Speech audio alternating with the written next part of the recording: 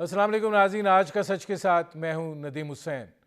27 اکتوبر 1947 یہ وہ دن ہے جب بھارت کی افواج مقبوضہ کشمیر پر اتری اور اس پر قبضہ کیا، اور پھر جبر اور ظلم و استبداد کی ایک ایسی داستان کا آغاز ہوا کہ آج تک یہ سفر جو ہے یہ ختم نہیں ہوا ہے۔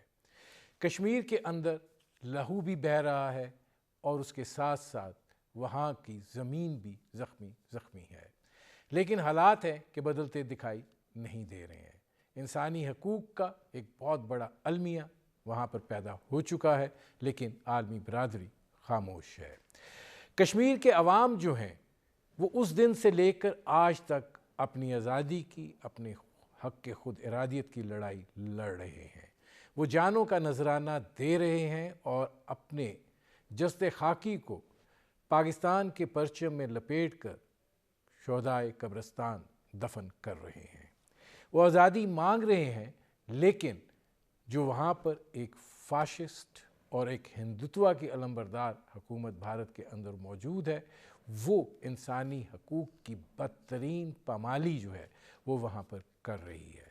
آج بھی مقبوضہ کشمیر جو ہے وہ ایک عہد جدید کی جیل ہے۔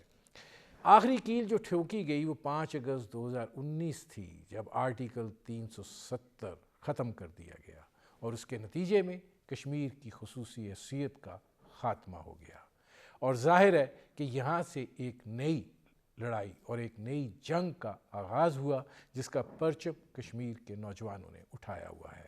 وہ ہر روز جانوں کا نذرانہ دیتے ہیں، اور وہاں پر بھارتی قابض فوج جو ہے وہ نہتے کشمیریوں کو گولیوں کا نشانہ بناتی ہے، انہیں دہشت گرد قرار دیتی ہے، اور دنیا کے سامنے یہ منظرنامہ پیش کر دیا جاتا ہے۔ لیکن وہاں پر ہونے والی ظلم و ستم اور بربریت جو ہے وہ اب کسی حد تک دنیا کے سامنے آنی شروع ہوئی ہے، لیکن مفادات کے تقاضے جو ہیں وہ معاملات کو بہتری کی طرف لے جانے سے قاصر ہیں، اس کی راہ میں رکاوٹ ہے۔ یہ صورتحال جو ہے یہ یقیناً اب ایک ایسی حالات میں جا رہی ہے، جیسے میں نے کہا کہ یہ اب نیوکلیر فلیش پوائنٹ بھی بن چکا ہے۔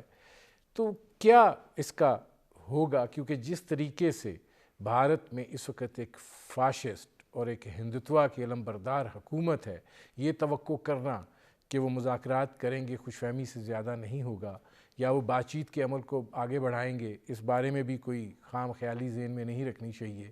دیکھنا یہ ہے کہ پھر یہ معاملہ آگے کس رخ جاتا ہوا دکھائی دے رہا ہے۔ یہ وہ منظرنامہ ہے جس پر کریں گے بات، آپ کا اپنے مہمانوں سے تعارف کرواتے ہیں۔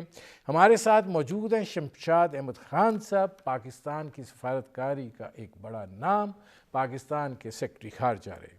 ہمارے ساتھ موجود ہیں ایئر مارشل ریٹائرڈ مسعود اختر صاحب، ممتاز تجزیہ نگار ہیں۔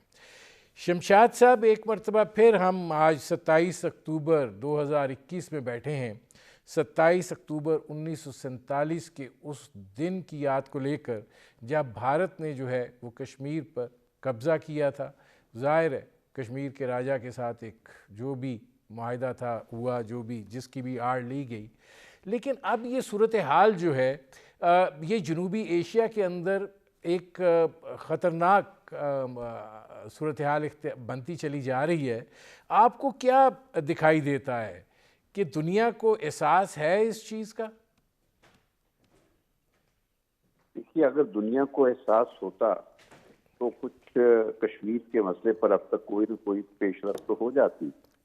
اصل مسئلہ یہ ہے کہ کوئی جس کو عالمی برادری کہا جاتا ہے، اس سطح پر ضمیر نام تو کوئی چیز نہیں ہے۔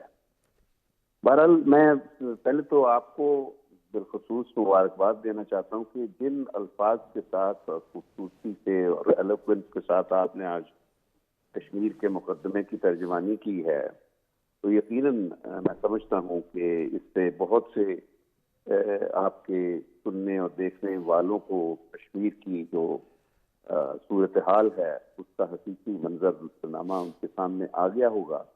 تو میں نہیں سمجھتا ہمارے لیے اب کوئی تاریخ میں جانے کی ضرورت ہے، اور بالخصوص جبکہ تاریخ میں ہم نے ایک عادت بھی بنا لی ہے کہ ہر سال ہم ایک 5 فروری اور 27 اکتوبر کو 2 دن مناتے ہیں۔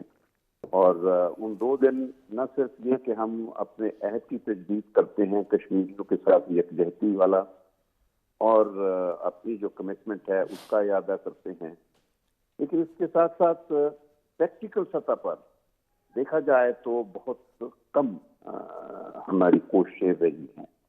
اور بالخصوص کر میں تاریخ میں نہیں جانا چاہتا، کیونکہ میں لمبی تاریخ ہے. ہم نے پہلے حالات مختلف ہوتے تھے 90s کی دہائی میں. یہ کشمیر کا مسئلہ تو ہماری جو خارجہ پالیسی کا محور پہلے دن سے رہا ہے، اور قائد اعظم نے تو اس کو کشمیر کو ہماری شہرت قرار دیا تھا، اور یہ ایک طرح سے انفنشڈ ایجنڈا ہے ہماری آزادی کی تکمیل کا.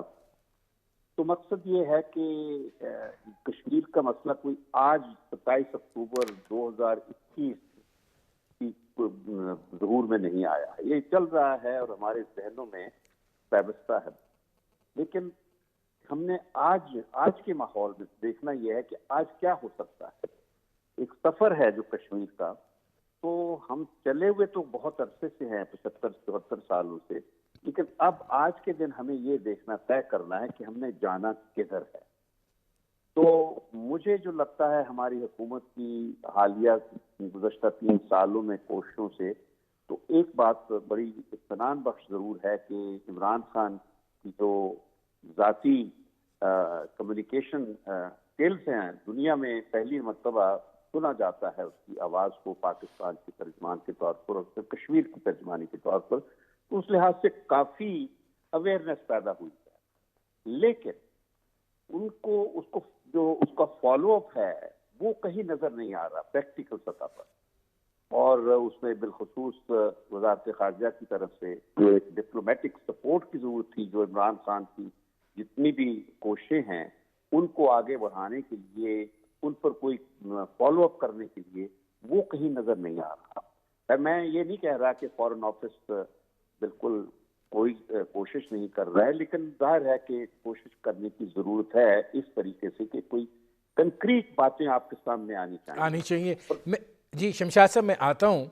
اب اس میں مسعود اختر صاحب یہ فرمائیے گا کہ شمشاد صاحب کی آپ نے گفتگو سنی، بڑی حد تک یہ معاملہ جو ہے اس کے ساتھ سیکیورٹی کا ایشو بھی وابستہ رہا ہے. آپ کیا سمجھتے ہیں کہ اگر تاریخ میں سے ہی دیکھا جائے، شمشاد صاحب نے بھی اس کا تھوڑا سا ذکر کیا، کیا جو کشمیر کا مقدمہ ہے اس کو ہم نے اپنی مختلف ادوار میں مختلف کلابازیوں سے خود کمزور نہیں کیا، اور جس طریقے سے ہمیں اس کو لے کر چلنا چاہیے تھا ہم لے کر نہیں چلے، اور اس کا نتیجہ یہ ہے کہ آج بھارت جو ہے وہ منمانی کر رہا ہے، جو اس کا دل چاہ رہا ہے وہ کر رہا ہے، اور رکاوٹ کوئی نہیں ہے.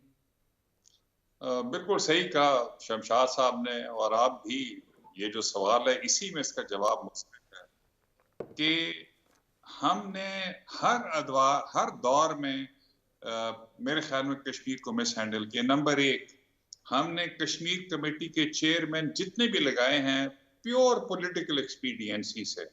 عمران خان نے بھی کچھ بہتر نہیں کیا. نمبر 2، سن 65 کی جنگ کی تو ہم نے سوچا کہ جبرالٹر لانچ کریں گے تو کشمیری اسٹیٹ میں ہمارے ساتھ مل جائیں گے. ہم نے ان کے اذہان بالکل تیار نہیں کیے، ہم نے ان کے ساتھ بات بھی نہیں کی. اور جب جبرالٹر فیل ہوا تو سب سے بڑا پرابلم کیا، جبرالٹر میں بھی اور کارگل میں بھی ہم سمجھتے تھے کہ ہم یہ کریں گے، چھوٹا سا آپریشن کریں گے اور انڈیا ریاکٹ نہیں کرے گا. ہمیں بالکل ادراک نہیں تھا کہ یہ انڈیا کی اہم ترین قومی مفاد میں ہے کہ کشمیر کے اوپر وہ پوری جنگ لڑیں گے. اس کے ساتھ ساتھ آئی تھنک ہم نے آزاد کشمیر کو اور گلگت بلتستان کو ایک ماڈل ریاست نہیں بننے دیا. پچھلے دنوں میں جب راجہ فاروق حیدر نے کہا کہ کشمیری آج بھی غلامانہ ذہنیت رکھتے ہیں کیونکہ کشمیریوں نے ان کی پارٹی کو ووٹ نہیں دیا. What he meant was کہ ان کو ووٹ کرنا چاہیے تھا کیونکہ انہوں نے بہت کام کیا کشمیریوں کے لیے.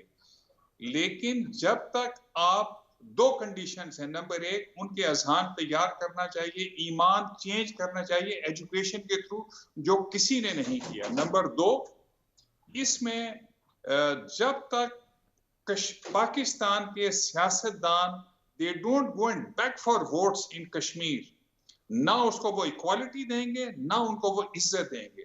سو یہی وجہ ہے کہ گلگت بلتستان اور آزاد کشمیر ایک رول ماڈل سٹیٹ نہیں بن پائے, اور ہمیں بہت سارے ہیلے بہانے کرنے پڑے کہ ہم نے حریت بنا لی, ہم نے بہت ساری اور چیزیں کی. ہم نے 370 کو کہا کہ یہ پٹھوں کا قانون ہے. آج ہمیں 370 بھی بہت اچھا لگتا ہے کہ یہ واپس کرو, 35A بھی بہت اچھا لگتا ہے. ہم یہ بھی کہتے ہیں کہ جی چلو جو پچھلے لوگ تھے, محبوبہ مفتی اور جو فاروق عبداللہ کی فیملی ہے, اس کو جو بھی سیاستدان وہاں پہ ہیں, تو آئی تھنک ہم نے ٹوٹلی مس ہینڈل کیا. ٹھیک ہے, میں آتا ہوں مسعود اختر صاحب. ناظرین, ہماری گفتگو جاری ہے, ایک مختصر سے کمرشل بریک کا وقت ہوا ہے, ملتے ہیں اس وقت.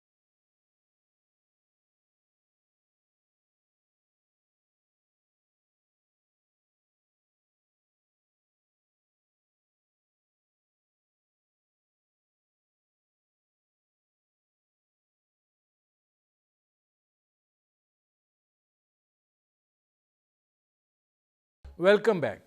شمشاد صاحب, یہ بات تو درست آپ نے فرمائی کہ عمران خان نے کشمیر کا مقدمہ جن الفاظ میں اجاگر کیا, اس سے پہلے اس طریقے سے نہیں ہوا.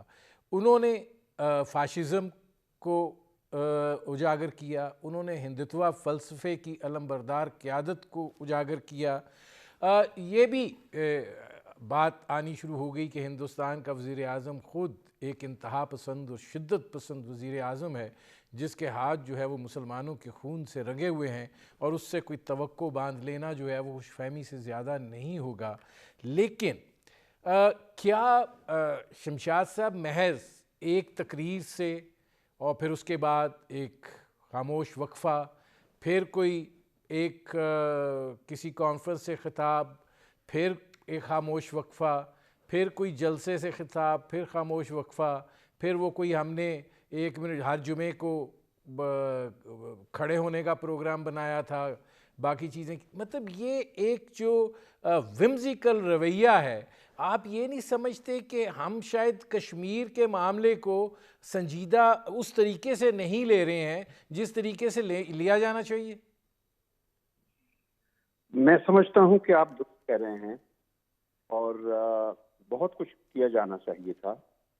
ٹھیک ہے, آپ درست کہہ رہے ہیں کہ عمران خان نے ایک سپیچ کی, لیکن میں کہنا یہ چاہتا ہوں کہ اس کی ایک سپیچ سے اتنی اویئرنیس ہو گئی تھی کہ ہمیں موقع مل گیا تھا کہ جو انڈیا نے حرکت کی تھی 5 اگست 2019 کو, تو اس حرکت کے بارے میں پوری انلیگیلٹی تھی جو کشمیر میں انڈیا کی, وہ سب کھل کر سامنے آ چکی, اور اس موقع سے ہمیں فائدہ اٹھانا چاہیے تھا.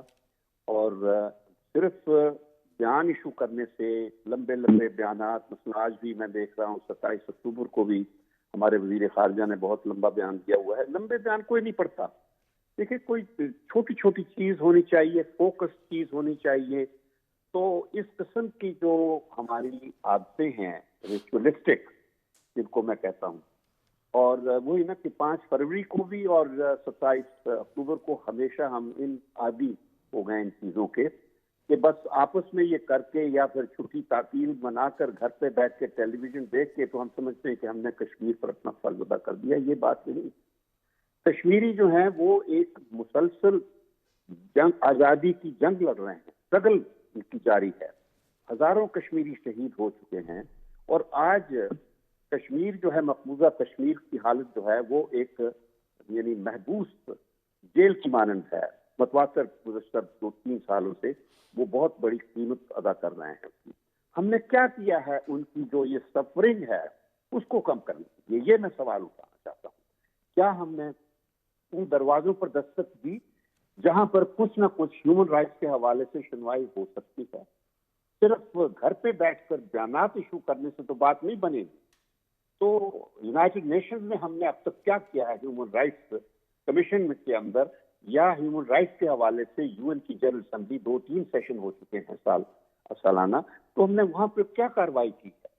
کیا کوئی ریزولوشنز انڈیا کے خلاف وہاں پر منظور کروایا ہے، یا ہیومن رائٹس پر کوئی مزید کوئی ایسا جس کہتے ہیں کہ مشن بھیجا جائے؟ شمشاد صاحب یہ فرمائیے کہ آپ کو لگتا ہے ہم کوئی ریزولوشن منظور کروانا چاہتے ہیں، ہم کوئی سطح کے اوپر کوئی سفارتی جو ایکٹیویزم ہے کشمیر کے حوالے سے اس کو لانچ کرنا چاہتے ہیں؟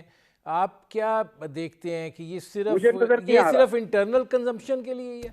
بالکل نہیں نظر آ رہا. مجھے بڑا افسوس سے کہنا پڑتا ہے کہ حالانکہ اس وقت یہ ایک موقع تھا جب 5 اگست کے بعد، اور جو کچھ ہیومن رائٹس کے حوالے سے، کشمیریوں پر ظلم و استبداد کے حوالے سے جو کچھ ہائی لائٹ کیا جا سکتا تھا وہ ہم نے نہیں کیا. اور جس طرح زیادتیاں ہو رہی ہیں وہاں پر، تو ہیومن رائٹس کا ایک تو خیر یونائٹڈ نیشنز کا فورم ہوتا ہے، لیکن اس کے علاوہ بھی چاہیے تھا کہ UN جنرل سیکرٹری جنرل تھے، ان کا ایک نمائندے کی تقرری کے لیے باقاعدہ ہمیں مسلسل کوشش کرنے کی ضرورت تھی، ان پر دباؤ ڈلوانا تھا ہمارے طاقتور دوستوں کے ذریعے سے. لیکن ہم لگتا ہے کہ پریکٹیکل اقدامات کی طرف کوئی توجہ نہیں دے رہا ہے، اور اس کی وجہ میں بتاتا ہوں. اب آپ نے جو کچھ ایک پوائنٹ کیونکہ اٹھا دیا ہے، تو یہ سب کچھ اس وجہ سے ہے کہ ہم اندرونی طور پر اتنے کھوکھلے ہو. اصل مسئلہ ہمارا باہر کا نہیں ہے. Foreign policy is not over challenge, is not over issue. اصل مسئلہ ہمارا اندرونی گھر کا، ڈومیسٹک. ہم کھوکھلے ہو گئے ہیں.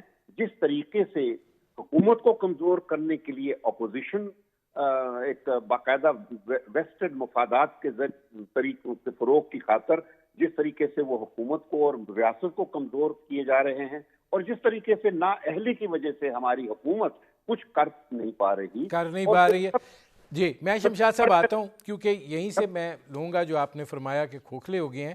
اب اس میں مسعود اختر صاحب یہ فرمائیے گا کہ چین نے ایک ٹون جو ہے وہ اپنے معاملات کے اوپر جو ان کے نزدیک متنازع تھے سیٹ کی، اور بھارت جو ہے وہ پھر وہی کرتا رہ گیا کہ اب کے مار، انہوں نے مار مار کے دمبا بنا دیا. مطلب اگر آپ کا ایشو ہے تو پھر آپ اس کے لیے ایک کوشش اور ایک کاوش تو کرتے ہیں نا، محض لفاظی سے نعرے مارنے سے تو کچھ نہیں ہوگا. بالکل صحیح کہا شمشاد صاحب نے. فارن پالیسی مظہر ہوتی ہے اندرونی طاقت کا. آپ دیکھیے حالت یہ ہے کہ ایک 25 سال کا لڑکا وہ ہمارے سینے پہ چڑھ کے بیٹھا ہوا ہے، وہ لاہور سے چل رہے ہیں اس کے لوگ، اور ہم کچھ بھی نہیں کر پا رہے.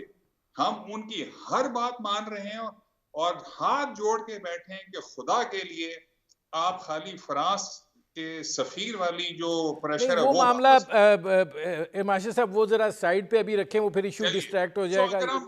اگر ہم کمزور ہو جائیں گے، جو کہ کمزور ہیں، اکانومی ہماری کمزور ہے، پولرائزڈ ہم ہیں، اور اگر امہ ہمارے ساتھ نہیں ہے، ہمارے تعلقات، اگر کچھ لوگ ہمیں سپورٹ کرتے ہیں تو خالی 2 ہی ملک ہیں، اور وہ ہے ترکی اور وہ ہیں ملیشیا، کیونکہ وہ تھوڑے طاقتور ملک ہیں.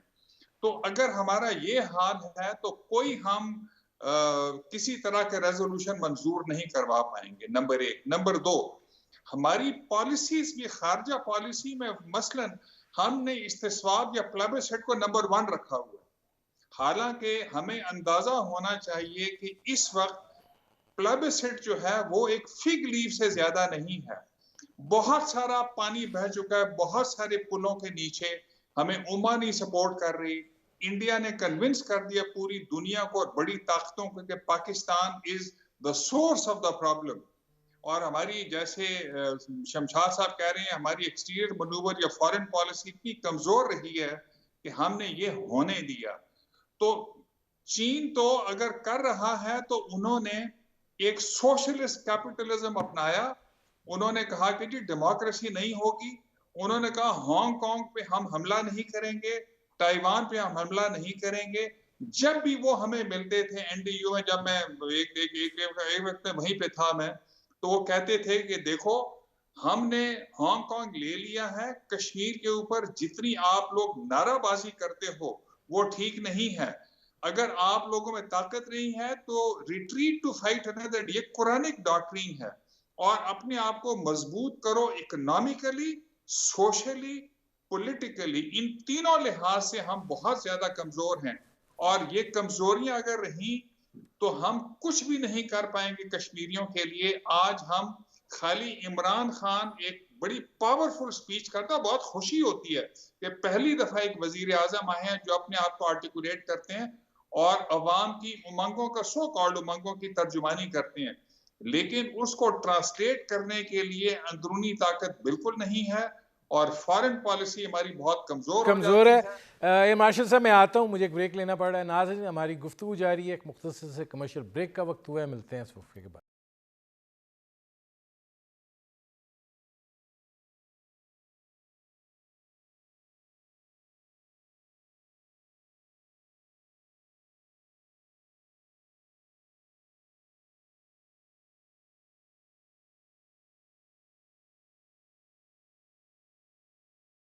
Welcome back. اب شمشاد صاحب یہ فرمائیے گا کہ ظاہر ہے جو دباؤ ہم عالمی سطح پر کریٹ کر سکتے تھے، اس حوالے سے بہت سارے سوالیہ نشانات ہیں. جو ہمارے عرب ممالک دوست تھے یا ہیں، وہ بھی ہم سے دور ہیں اور ہمارے کشمیر کے مسئلے کے اوپر حمایت کرنے سے آ رہی ہیں.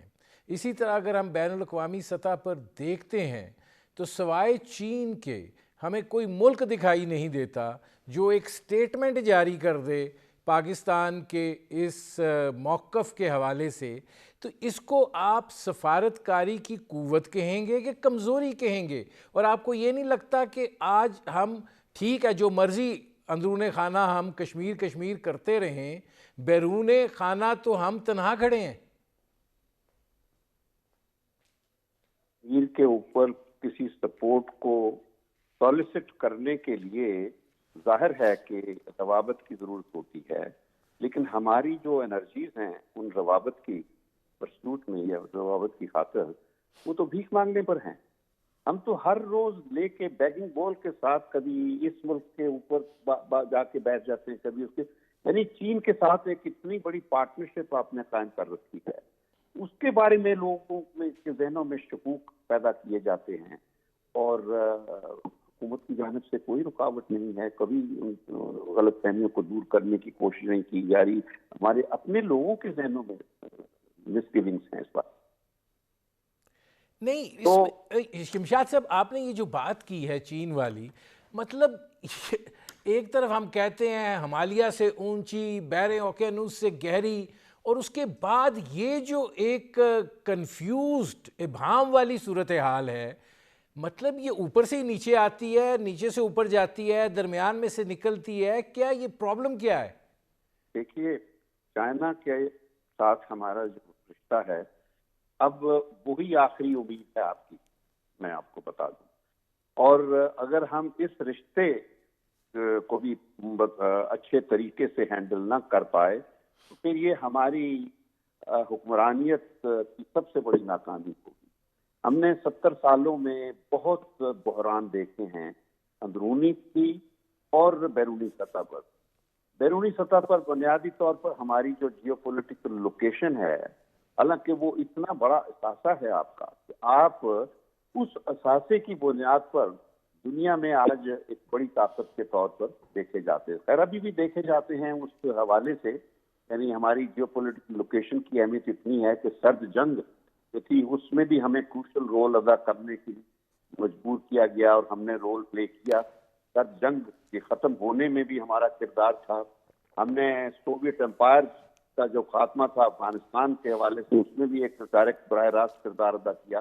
تو مقصد یہ ہے کہ ہمارا ایک کردار تھا اور ابھی بھی ہے، اس کردار کو ایک ایسٹ کے طور پر استعمال کرنے کے لیے نہیں کام ہو رہا. ہم نے آپس میں کیونکہ اندر اتنے جھگڑے پیدا کیے ہوئے ہیں، کبھی سول ملٹری کانفلکٹ جاری ہے، کبھی آپس میں سیاسی قوتیں جو ہیں لڑائی کر رہی ہیں، یعنی پاکستان کا ایک اچھا جو رخ ہے وہ صرف ایک T20 کے موقع پر آپ کو سامنے نظر آتا ہے، بس اس کے آگے کچھ نہیں، نہ آگے نہ پیچھے۔ تو مقصد یہ ہے کہ ایک اتنی بڑی قوم ہے ہم، اور اتنا بڑا ملک ہے، اتنی طاقتور ہے کہ نیوکلیئر طاقت ہیں، تو کیا ہم اپنے آپ کو پراپرلی مینج کر کے اپنا جو اصل امیج ہے اس کو نہیں اجاگر کر سکتے؟ یہ ہوتا ہے چیلنج حکمرانیت کا، لیڈرشپ کا۔ میں اس لیڈرشپ سے بہت توقع رکھتا تھا، لیکن بدقسمتی یہ ہے کہ وہ لیڈرشپ بالکل اسی سانچے میں ڈلتی جا رہی ہے جس میں پرانے لیڈرشپ تھے۔ وہ بھی ہر وقت منتخب ہوتے ہی سوٹ کیس اٹھاتے تھے، باہر چلے جاتے تھے۔ وہ شمشاد صاحب، یہ ایک ڈیبیٹیبل پولیٹیکل ایشو ہے اور اس کے اوپر بات ہو سکتی ہے۔ آپ اصل میں آپ سے یہ گزارش کروں کہ آپ ایک اتنے جہاندیدہ شخصیت، اتنی زیرک شخصیت جس نے دنیا دیکھی، پاکستان کی خارجہ پالیسی چلائی، اگر وہ کچھ توقع کر رہی تھی تو شمشاد صاحب اس پہ بات ہو سکتی ہے۔ اس میں ایئر مارشل صاحب یہ فرمائیے گا کہ آپ ابھی بھی سمجھتے ہیں کہ کشمیر جو ہے وہ جنوبی ایشیا میں نیوکلیئر فلیش پوائنٹ ہے، جو صورتحال ہم نے بنا دی ہے اور جن حالات میں ہم خود ہیں؟ فلیش پوائنٹ تو بالکل ہے، لیکن اس کے لیے ہماری حکمت عملی کیا ہونی چاہیے؟ سن 47 سے لے کر آج تک آپ نے ایک لفظ استعمال کیا، ابہام۔ یہ ہمیں مغالطہ ہے کہ ہم لوگ دنیا کی ایک centre of gravity, no we are not the centre of gravity. ہمیں اس چیز کو ایکسیپٹ کرنا پڑے گا کہ بین الاقوامی تعلقات میں کوئی موریلٹی نہیں ہے۔ The only thing that is permanent is national interest۔ چین بھی اگر ہمارے ساتھ ہے تو اپنے قومی مفادات کے لیے ہے، بیکاز امریکہ چین کو کنٹین کرنا چاہتا ہے اس ایریا میں انڈیا کے تھرو اور دوسرے لوگوں کے تھرو، تو چین کو ہماری ضرورت ہے، ہمیں چین کی ضرورت ہے۔ نمبر 2، ہمارے پاس ٹیکٹکس اور جو آپریشنل اسٹریٹجی، ٹیکٹکس تو ہر جگہ پہ اچھے ہیں، بہت محنتی قوم ہے ہم، آل دو رٹے لگاتے ہیں، لیکن اچھی چیز یہ ہے کہ army, navy, air force, military نے اب اپنی آپریشنل اسٹریٹجی بھی سیدھی کر لی ہے۔ ہم ضرور اپنے آپ کو ڈیفینڈ کر لیں گے، ہم اپنے آپ کو مرنے نہیں دیں گے، ٹوٹنے بھی نہیں دیں گے، لیکن نیشنل سیکیورٹی پالیسی اسٹریٹجی بل، زیرو۔ یاد رکھنے کی چیز ہے کہ مشرف نے جو 4 پوائنٹ فارمولا دیا تھا کشمیر کے لیے، آل اس کا بڑا قصور تھا کہ وہ سمجھتا کہ میں پریزیڈنٹ ہوں، میں آرمی چیف ہوں، میں ہر چیز ہوں، تو میں ہر چیز کر سکتا ہوں without consulting the people of Pakistan and Azad Kashmir. جب اس نے کہا تھا ڈی ملٹرائز، آٹونومی دیں، جوائنٹ مینجمنٹ اور لیڈرشپ دیں، اور اس کے ساتھ بارڈر کو کھول دیں، اس وقت ہمیں جو کرنے کی ضرورت ہے، 2، میکسیملسٹ پوزیشن ہماری کیا ہونی چاہیے، جو ہم کہتے رہتے ہیں استصواب اور پلبسٹ۔ منیملسٹ پوزیشن کیا ہونی چاہیے کہ ہم کشمیر کے لوگوں کو کچھ انسانی حقوق لے دیں تاکہ 370 واپس ہو سکے، نمبر 1 اسٹیٹ ہوڈ واپس ملے، نمبر 2 370 واپس ہو، نمبر 3 35A واپس ہو۔ فاروق عبداللہ نے پچھلے 2-3 دن سے جو سٹیٹمنٹس دی ہیں امیت شاہ کو اور مودی کو، بڑی سخت سٹیٹمنٹس ہیں، اور اس نے کہا اگر آپ ایون اف ایٹ آل یہاں سے مدد جا رہی ہے، لشکر طیبہ اللیجڈلی کر رہا ہے، سب کچھ کر رہا ہے، انتظار کرتے رہو گے کہ آخری بندوق آنی بند ہو جائے پاکستان سے، ایٹرنل وار، ہمیشہ کے لیے ہمیں لڑائی کرنی پڑے گی۔ ہماری میرے پروگرام کا وقت ختم ہو رہا ہے۔ بہت شکریہ شمشاد احمد خان صاحب، بہت شکریہ ایئر مارشل ریٹائرڈ مسعود اختر صاحب۔ ناظرین، آپ نے ہمارے پینل کے شرکاء کی گفتگو سنی، اب تک کے لیے اتنا ہی، اجازت دیجیے، اللہ حافظ۔